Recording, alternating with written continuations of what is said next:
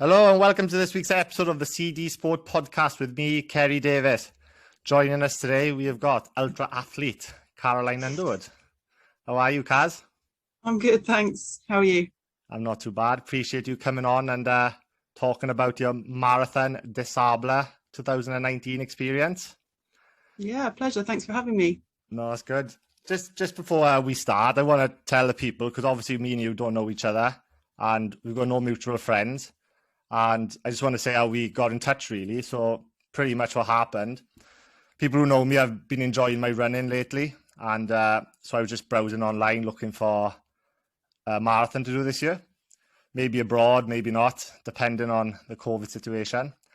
And this MDS run kept coming up all the time. So I was like, what's this MDS run? Which was Marathon Des Sables.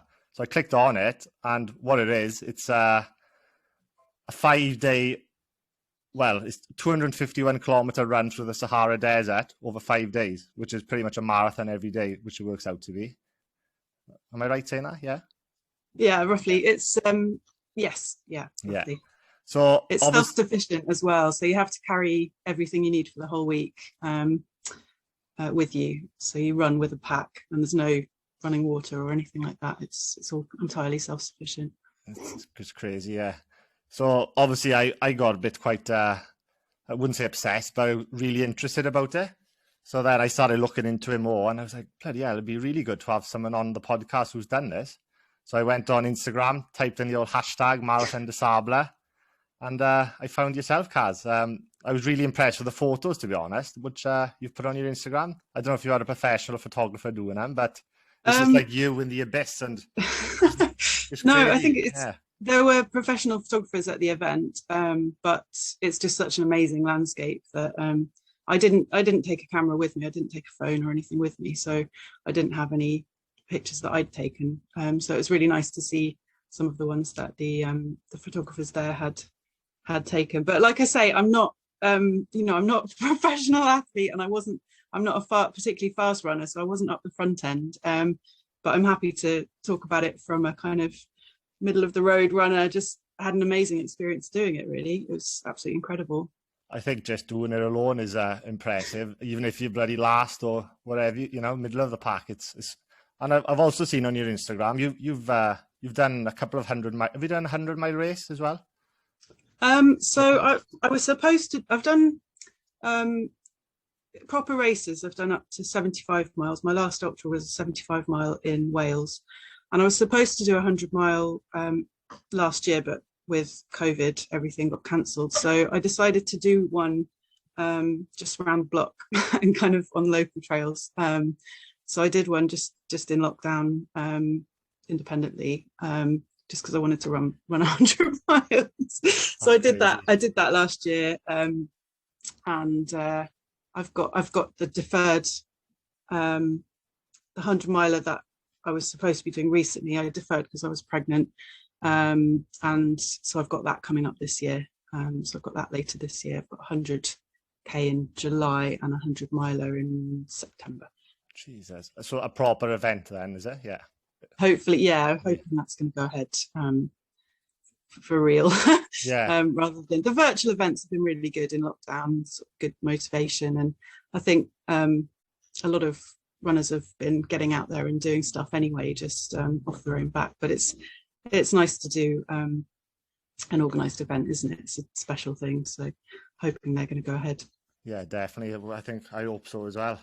So going back to 2019, you'll explain it a lot better than I just did. Do you want to explain to the people what it is, where it is, and what made you want to do it really from the start?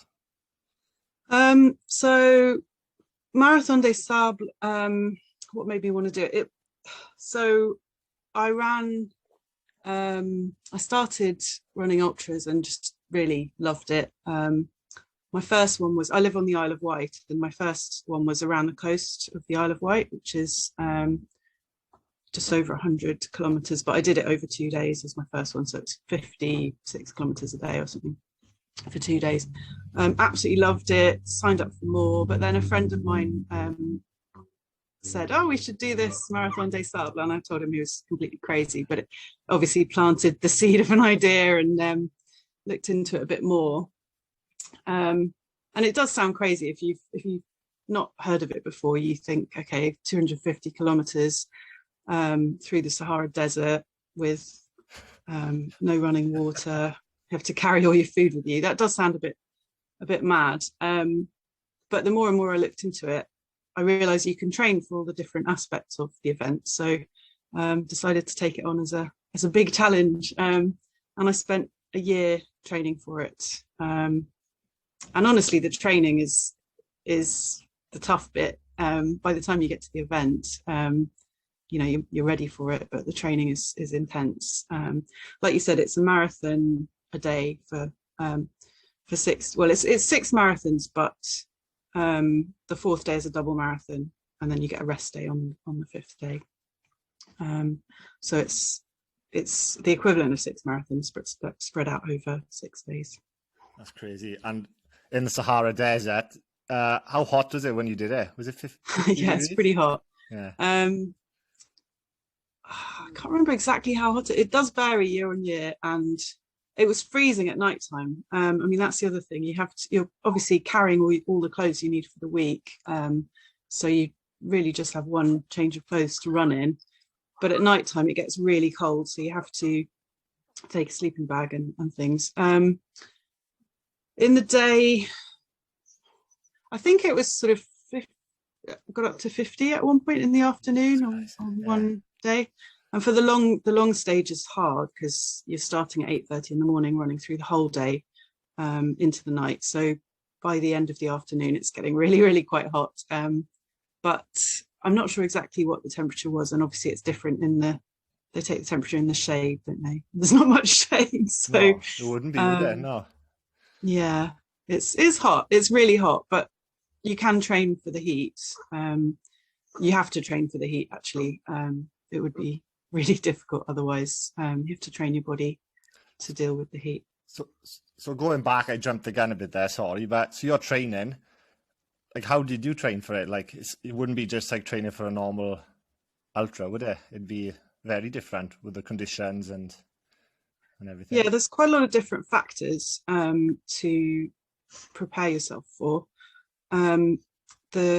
Obviously you need to do a lot of running, but also a lot of hiking, because some of the terrain is very technical and there's a lot of steep climbs, and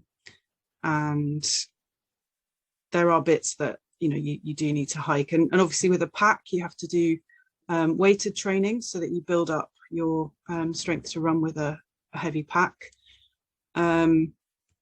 And the multi-day aspect of it, where you're doing marathons back to back on consecutive days, that's something that you need to train for. And then the heat, obviously, the heat acclimation.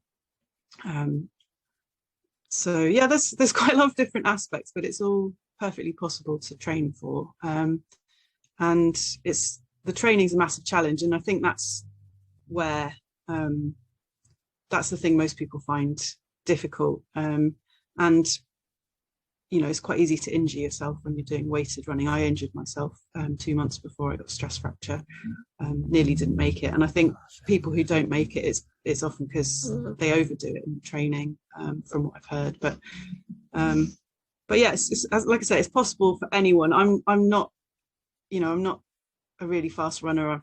I've not been doing it for my whole life, but I did it. So if I can, anyone can. It's just that you have to put a lot of work into the training.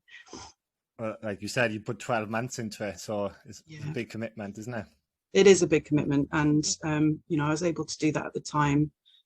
It's a big commitment, running almost every day, sometimes 3 times a day, doing a lot of whichever way you do your heat acclimation, whether you're doing hot yoga or sauna sessions or running in a ski suit, and whatever you're doing, all that takes quite a lot of time. So it's a big investment, but definitely worth it. It was an amazing experience. For your training, did you obviously a 5 marathon 5 days? Did you do that in training at all? I didn't do. No, so I didn't do exactly the format, but I replicated all the different elements of it. So um, I did a lot of back-to-back running, so running on consecutive days, and I did I did a few events in the lead up to it, which were multi-day events. So um, maybe 33 miles one day, 33 miles the next day, something like that. And the long stage is around 80 kilometres. So I wanted to make sure I could run that distance. So I did an ultra that was that distance as a separate event, and tried to get out for training runs the day before and the day after, just to kind of replicate some of the factors. So I didn't do the exact distance or the exact kind of format, but I tried to prepare myself for each part of what was going to be necessary. What it was. That's crazy, yeah. So you've put the work in. It's time to go. It's in Morocco, it is, isn't it? Yeah. So you've got a Heathrow, I'm guessing. Heathrow? I can't remember. I think it was Gatwick, actually. Oh, Gatwick. Yeah. So you fly out. How far is it then from I don't know the Moroccan airport, but how far is it from there to the Sahara? It's really strange. So you go to the airport and meet up with all the other British runners, and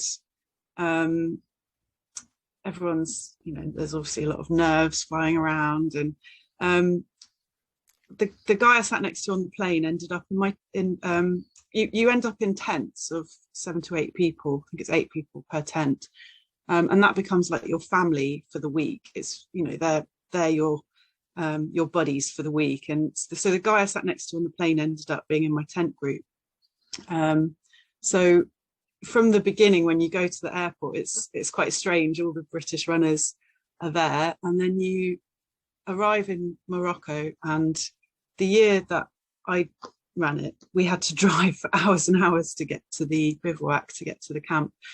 I think they slightly changed the route each year, and they slightly changed the start point. So this year, unfortunately, didn't happen due to COVID, but I think the start point wasn't going to be quite such a long drive. But when I was there, it was a really long coach journey to get to the start. And I was really nervous. So kind of having hours in a coach is just makes it even more nerve-wracking. And they give you a book when you arrive at the airport, or when you get on the coach. They give you a book which has the route for each day, and plans out the different stages. So and you have to keep that book with you at all times. So you kind of read through that on the way there.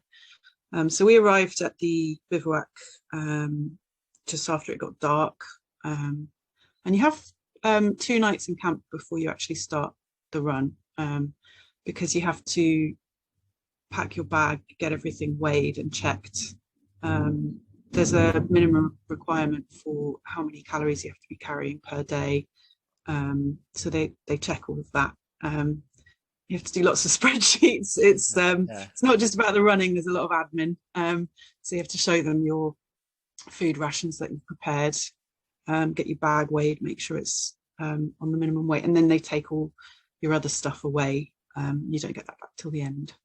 So you've got a day in camp to prepare all that before starting the run, and get to meet all your tent mates properly. Well, you were on your own then. You didn't do it with any, like, you went to there without knowing anyone. Well, my friend persuaded me to do it, but he's a different nationality. So the tents are organised by nationality. So right. My friend Simran was in a different tent. He's Indian but living in America, so he was in with the American runners, and so I knew him, but I didn't really see. I saw him kind of at various points, but yeah, I was there on my own to do the run. Really, it was just nice to catch up with Simran from time to time, but then I became really good friends with my tent mates. So it's a good thing to do on your own. I can imagine it being, obviously you'd have no phones or nothing, would you? You'd have to just talk and get to know people. Yeah, some people take phones, but because there's no electricity, you have to carry a charger pack if you want to do that. And actually switching off and just being in the desert for a week is really quite special. Yeah, So I bet, yeah. I was glad I didn't take the phone. You can get your friends and family can send you emails of support, and they will print them.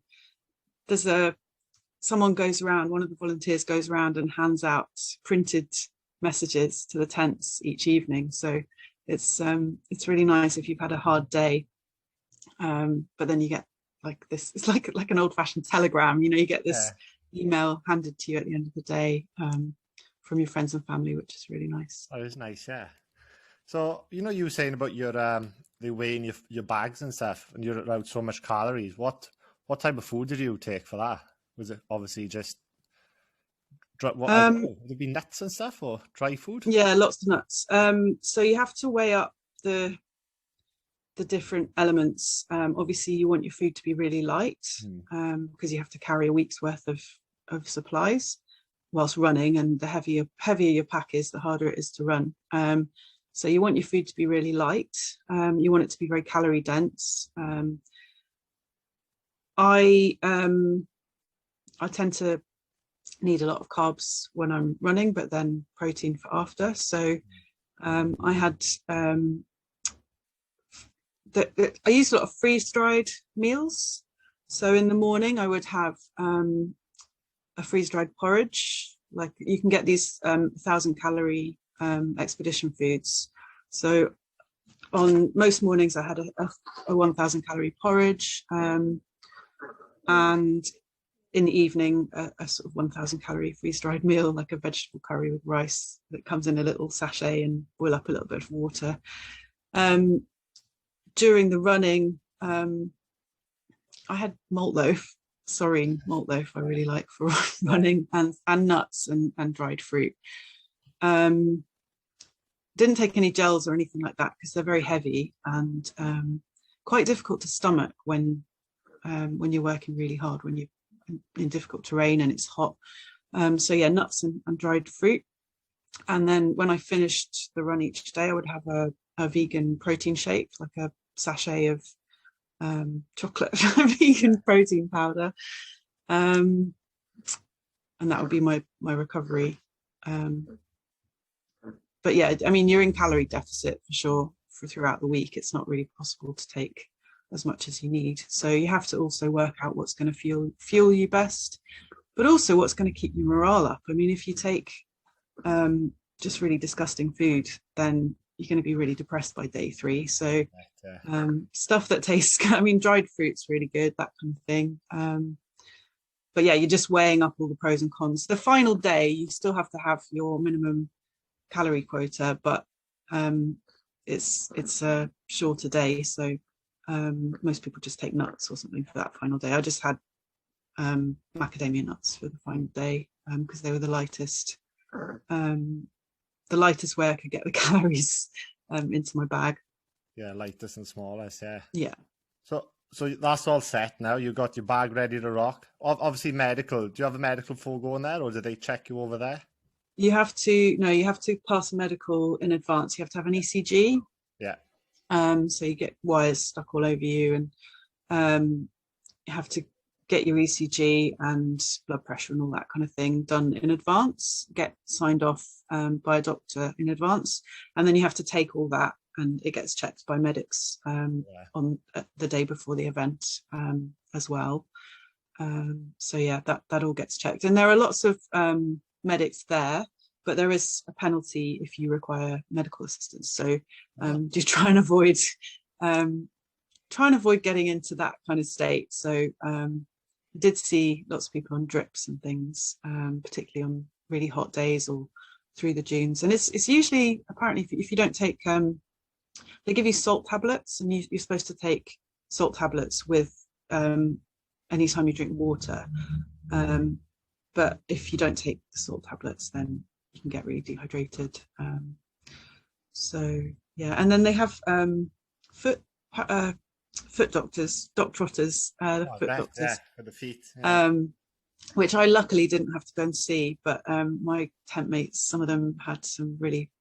If you Google MDS feet, you see some quite horrific pictures of I don't know how some of them ended finish the race really, because they had sort of bandaged feet and toenails, holes bored in their toenails to let pressure out, and all sorts of really really gross stuff. But yeah, whatever you need to do to get through it, isn't it? So you were lucky all the way through. I was lucky. I conditioned my feet beforehand, and I had a system that I believed would work, and luckily it did. I had footwear and used anti-blister powder, and used a conditioning treatment on my feet before the race, which is for it's called Tough Foot for dogs, and it's what they use for greyhounds and racehorses. They put them on their hooves and paws, but you can put it on your feet, and it helps to prepare the soles of your feet so that they don't crack in the desert. In the desert, yeah. It smells awful, but it was worth it. You can use lemon juice as well, which I think smells better. So I might, if I do something similar, I might try that one. But what do you put? Obviously, there's sand everywhere. Like, what do you put on your trainers to stop, or can't you really stop the sand getting in your feet? Yeah, so you wear gaiters, which it looks a bit strange if you see photographs of people running the event. You'll see they've got weird sort of plastic bags over their feet, and they're gaiters which velcro onto your ankles, and then velcro around the base of your shoe, so that stops sand getting into your shoes, and you have to have the velcro stitched onto your shoe before the event so that it's ready for those. I got you. Yeah. But yeah, they work pretty well, but they do rip and things as well. So I had some gaffer tape around my suntan lotion just in case of emergency, and I did need to use that for the gaiters. They ripped on you. Yeah, you get little rips because it's not just sand. There's a lot of rocks in the desert. It's really, really rocky, and that can rip the fabric of the gaiters. So yeah, it's worth having some repair materials just in case. Oh, definitely, you have to be prepared. Did you encounter any snakes or scorpions on the run? Or I think I saw a scorpion, but it was on the long stage after I'd been running for more than 12 hours, so it could have been in my head. Yeah, there are snakes and scorpions, and there is that stuff, and there were other people who I slept on my shoes, but some people left their shoes by the place where you sleep. It's like an open tent, it's not enclosed, and some people left their shoes and woke up to find snakes curled up in. So there were creepy crawlies around, but no, I didn't have any problems. You have to take an anti-venom pump. It's one of the required in your bag bits of kit, just in case. So you have to take a little thing just in case someone gets bitten or stung or whatever. But I didn't hear of any of that happening. But obviously you have to be prepared for the worst. Is it on your mind, or is it like last thing you think of, those creepy it wasn't really on my mind apart from at night, I guess, in the tent, or when you get up, if you get up in the middle of the night, then you do wonder what's around, and just a little bit careful about where you leave your food or where you put things. But yeah, it wasn't on my mind massively. I think for some people, if that's a particular fear of yours, then you'd probably be a bit more more conscious of it. But yeah, to be honest, it's the last thing I was worrying about when you're just trying to get through. Exactly. So obviously, and your tents are in the same place every night, aren't they? No, they're not. They move. Oh, they're not. Yeah. Right. Yeah. That's what I wanted to ask you, because obviously you're running a distance. Yeah. You're already moving your tent to the next stop, are they? Yeah. So the route changes each year, so it would be different each time. But there's a team of Berbers And they're absolutely amazing. They set the camp up, and it's a work of art. It really is amazing. The tents are all arranged in a giant circle, but you wake up early in the morning, sort of wake up at dawn, and you have to kind of get up and get ready pretty quickly because the Berbers start to come around dismantling all the tents. So if you haven't woken up or got yourself ready, then the tent's kind of whipped off from over you. So there were people looking a bit kind of half asleep with tents being taken off down around them. But they dismantle all the tents first thing in the morning and chuck them in the 4x4s and take them, I guess, the long way around to wherever we're camping the next night. So each day you have a route, and then you arrive at a different finish line each day. There's a different start line and finish line each day with kind of giant inflatable arch, and that moves.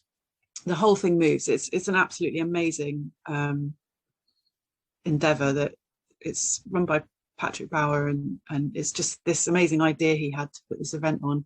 And he's there at the start line each day on the top of a 4x4, playing air guitar to AC/DC, Highway to Hell, blaring out before the start of every day. And he's there at the finish line as well. But yeah, it moves every day, and there's an amazing team of people that kind of pack everything up and set everything up again.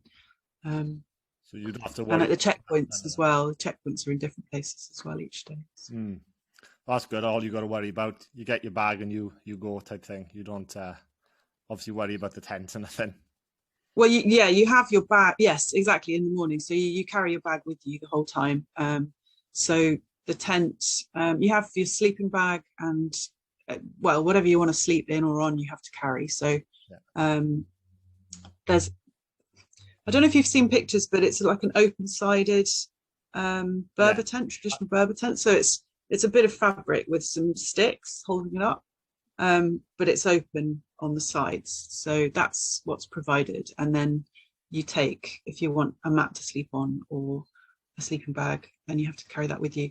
And there's kind of a rule that whichever tent mate arrives back first, they have the satisfaction of being first back, but they also should clear the tent of any stones. So that's good. yeah, so if you're fastest person back, then you have to kind of clear all the stones away from the ground so that your tent mates can sleep. Were you ever the first back? I was the first back on the long stage. Really? Yeah, so the long stage, the longer distances are kind of my stronger point. So yeah, I had time to clear all the stones for them on that day, but all the other days I was pretty much last back. So, made up for it on the fourth day. Talking of the days, do you remember I know the fourth day is the biggest one, but do you remember the kilometres you did per day? Yeah, I wrote it down just before because I thought I might not get it right. But so it's a little bit less than a marathon for the first 3 days. And I'm just talking about the year I did it. It might change. But when I did it, it was about 35 kilometers for day 1, day 2, day 3. And each of those days has a different kind of feel. So on the second day, it was really, really tough. I mean, that was the hardest day for me because there was 13 kilometers of dunes. So with no checkpoint or anything. So dunes it's really slow going and hot and really tough. So the 13k of dunes was definitely the hardest for me. But yeah, the first 3 days, about 35k each day. The long stage was just under 80k when I did it. And it's a real mixture. It's got a bit of dunes, jebels, which are like sort of mountains that you have to climb over, dried out salt flats, wadis, couple of river crossings in the nighttime, which was a bit unexpected. Yeah, I wondered if I was going mad by that stage. Yeah. But no, a couple of river crossings in the dark, which was interesting, and some big steep climbs. So that was just under 80k. Yeah, that's crazy. Then a rest day, and then there's a marathon stage, so 42 8.2k, which we thought, okay, marathon stage, that's going to be, you know, flatter and more straightforward. But it really wasn't, because they threw in 3 massive jebels that we had to climb over. It's like 3 mountains in the middle of the marathon, which was fun. What's the jebel? A mountain, you said, is it? Yeah, it's like a mountain, but it's really strange when you're going over the climbs there. I live on the Isle of Wight, and there's a lot of cliffs and downs and rocky beaches, which was really useful for training. But when you're climbing a rocky cliff there, it's not held together with mud like it is here. It's all loose sand. So you put your foot on a rock and it kind of moves as you're climbing up. So it's really alarming. But just so beautiful, such a beautiful, beautiful landscape. And the sky at night was just incredible. But when I was reading some other bloggers who've done the run, and they were saying when they get on top of a jebel or a dune, they said they'd have to admire the views. They have to just absolutely incredible. Amazing, you know. So it's not all really, go. Really awesome. And a bit of advice someone gave me was, on the night stage, make sure you take time to turn your you're not supposed to turn your head torch off, but to cover your head torch just so you can see the desert at night by starlight. It's absolutely incredible. So yeah, it's really important to take moments, isn't it, to look around and appreciate just the awesome environment, because that's what I think one of the big things it's about. You know, if you love running, you can go and run a marathon, but if you're going to go and do a self-sufficient week in the desert, I think you've got to have an appreciation for the environment as well. Well, say it's £4,250. Is that much what you paid? It's expensive, yeah. And to be honest, got to enjoy it for that. Yeah, absolutely. And it's really expensive to take part. And I really wasn't sure, you know, I hesitated to do it because I didn't have, you know, that spare, money spare. But when I decided to take on the challenge, you can pay in installments. And when I decided to take it on, I thought, okay, just gonna kind of take the plunge and go for it. And actually, having done it, it was worth it. The infrastructure, the way it's organized is amazing. But also, if you think of what some people pay for gym membership or you know, self-improvement or fitness things over a year, what it gave me in terms of the year of training and preparing for it, what it gave me in terms of my fitness, but also mentally, and then the experience at the end of that, it was absolutely incredible. So it sounds a lot of money, but I did come out of it feeling really, really glad that I've done it. No regrets. Oh, definitely. That. Yeah, having the medal as well at the end, you'd always keep that now, you know. Yeah. For your kids, you show your grandkids, you've done it. And yeah, I've got it here. The toughest foot race on earth, isn't it? That's what they say. Oh, you got over there, have you? That's awesome. Let's have a look. Yeah. Is it two medals, is it? Well, that's the medal. Oh, sorry, that's the medal. And I've just got this. This is this was attached to your backpack, and it's a ration card. So every checkpoint you go through, they mark off when they give you water, because the water's rationed. Yeah. So you get it marked off every time. But I've just attached that to the medal. I'll definitely keep that. Yeah, I would. Yeah. No, it's an amazing experience, and I'd recommend it to anyone really. But it's a huge commitment, and at the time, I mean, I've got a little one now. I didn't at the time. It was easier for me to commit that time every day to my training. I think to go off and do a week in the desert off grid now would be more difficult because I've got a 3-week-old baby. But I mean, yeah, it's difficult, but lots of people did it. How many people do it roughly? How many people are there? I think it's about 1,000 people. 1,000? I think, yeah, there's a big dropout rate before the start. There seem to be, but I think it's either people overdoing it in training, getting injured, or maybe they just don't fancy it, or the training's just a bit too intense. I think once you're there, people who've trained and get to the start line usually finish. It's just there seems to be quite a lot of people sign up and then don't turn up for the start. They realise in training it's like, oh, stuff. Maybe, yeah. It's quite mad too. I don't know if this is 100% right, but it's been going on since 1986, and only 2 people's ever died. Is that right? Is that right? Yeah, I'm not sure. That's what Google told me. I don't know if you know different, but yeah, I don't know. Yeah, you think it'd be more, wouldn't you?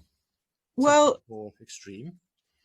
It's an organised event, and it is self-sufficient, and there are definitely a lot of risks. I mean, some of the climbs, some of the terrain. I was thinking, if this was an organised event in the UK, would they send us over this really crumbly cliff face? I don't know, but but there's an amazing infrastructure in place to keep you safe. You have a tracking beacon, and I think if you go too far off the course, then they can come and find you. They have two. It's not like Mario Prosperi back in 1994 then. Yeah, no, I think having had a couple of people wander off and get lost, they now put tracking beacons on you. Yeah. So that's attached to your backpack, and you have to have that on you at all times, which also means your friends and family at home can track you through the desert, which that's awesome. I think they enjoy, some of them enjoy doing that. And they have 2 helicopters which go up and down the route, and medics. I mean, there's a massive team of volunteers. They're very hands off. They try not to interfere with your event. They'll only intervene with medical attention if it's really necessary.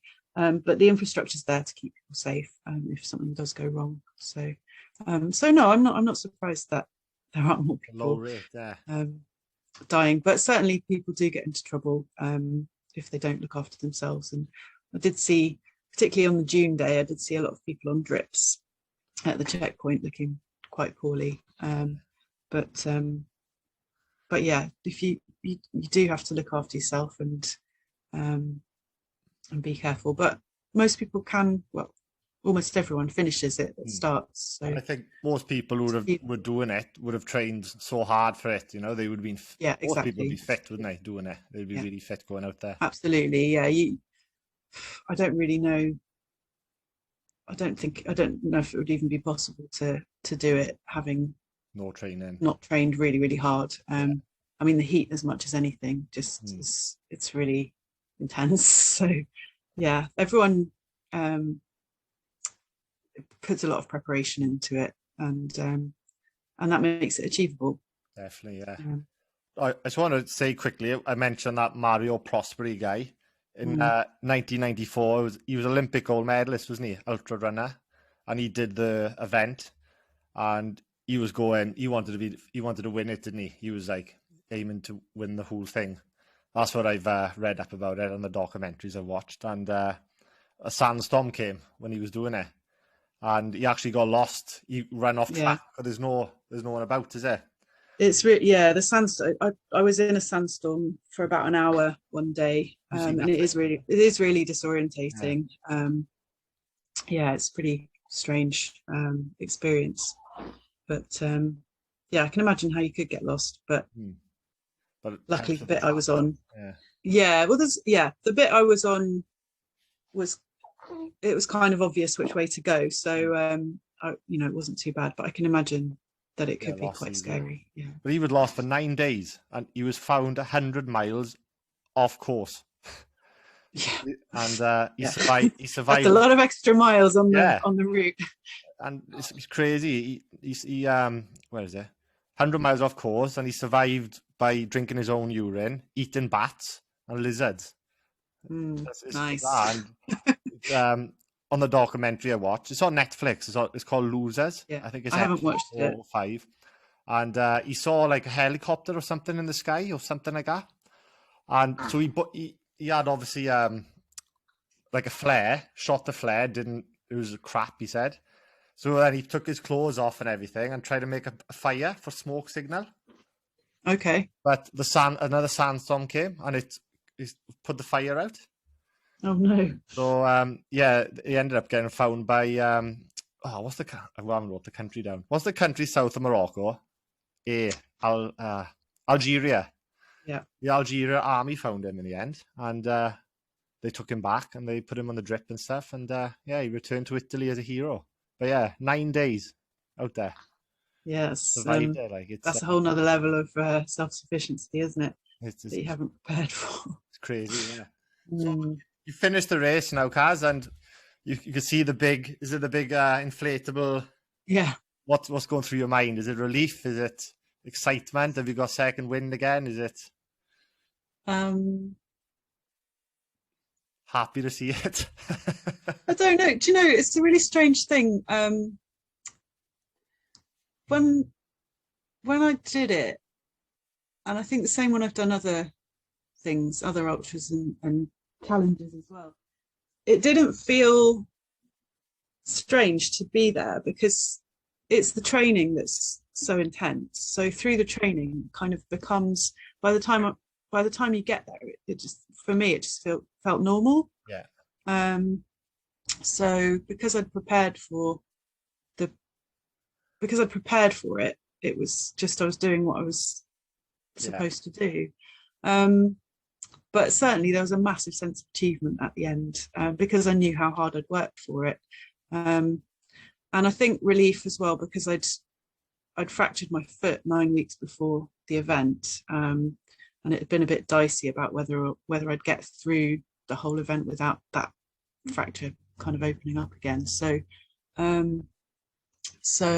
there was certainly relief to do with that, and a sense of achievement knowing what I'd put in over the year leading up to it.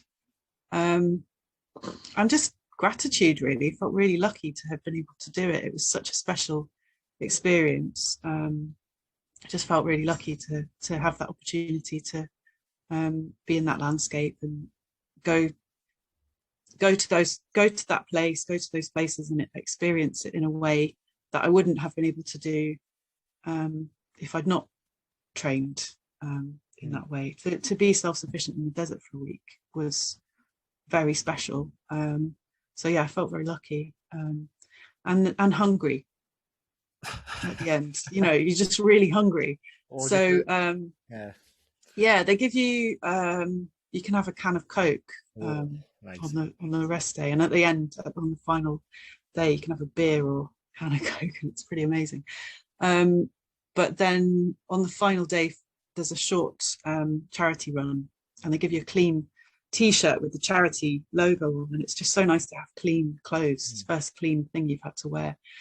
And then we got on a coach and they gave us a packed lunch, and it was just the most delicious tasting packed lunch I've ever experienced in my life because I was so hungry.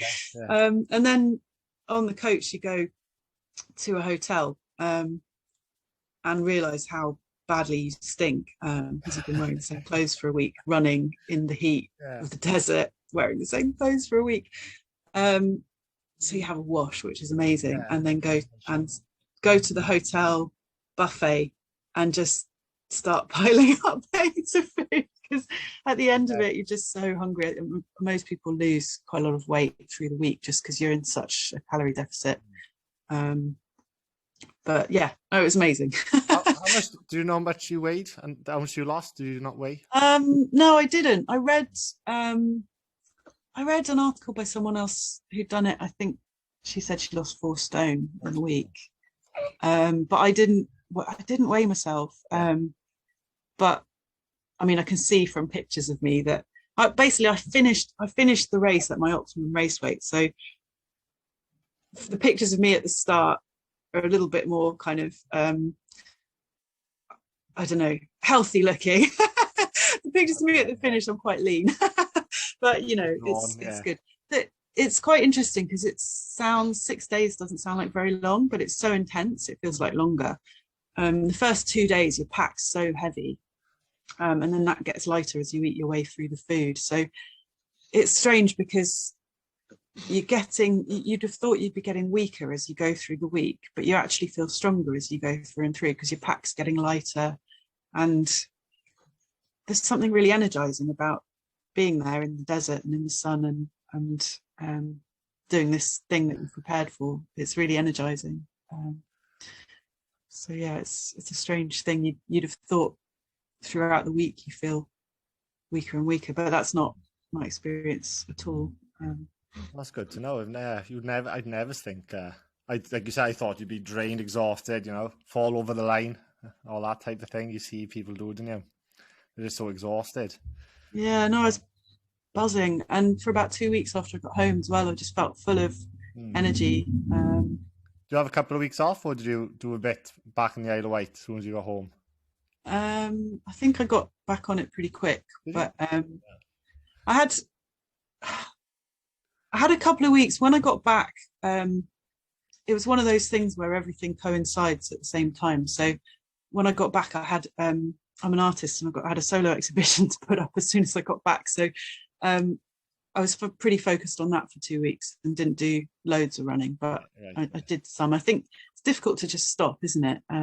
When you've been doing so much. But lots of walking. I mean, that's good for recovery as well, isn't it? So yeah, I can't remember, but then I got back on it pretty quickly and did some events the next month. Yeah, I did 100k about 6 weeks after. 6 weeks after. Yeah. That's so awesome. I did London to Brighton in May after getting back in April. London to Brighton. That's hell of a way. I'm trying to work it out in my head. It's 100k. Yeah, it's 100k. It's not the road route that the cyclists do. It's a kind of trail route. But yeah, it's 100k. So 66 miles, I guess. 66 miles, yeah. You're like me, you are. I know we use miles in the UK, don't we? I work in kilometres though. I don't know why.